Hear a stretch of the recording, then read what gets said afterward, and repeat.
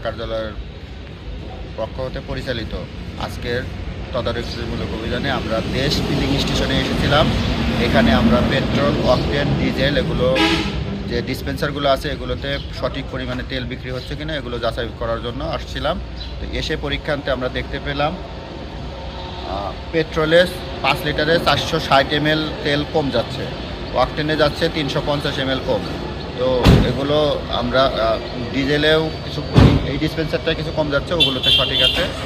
তো আমরা মালিককে নির্দেশনা দিয়েছি যে এগুলো আপাতত বিক্রি বন্ধ, পরবর্তীতে উনি পরীক্ষা করে সঠিক মাপে তারপরে বিক্রি চালু করবে। আর হচ্ছে এইসব অপরাধের কারণে ওনাকে 30,000 টাকা জরিমানা করা হয়েছে। আমাদের এই কার্যক্রম চলমান থাকবে। আমি ভোক্তা অধিদপ্তরের সহকারী পরিচালক মোহাম্মদ শরীফুল ইসলাম, জামালপুর জেলা কার্যালয়ে কর্মরত আছি।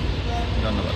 না, আমার কথা শুনুন, মালিকের যদি চুরি করে আপনি 20,000 টাকা বাড়ায় লাভ করে দেবেন, তাতে মালিককে আপনাকে বেতন বাড়ায় দেব।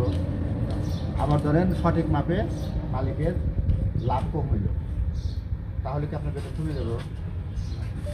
কমবো, বেতন তো তাই থাকে। কিন্তু চুরির মধ্যে যদি সহযোগিতা করেন, কি আমাদের জন্য আপনাকে দেবো,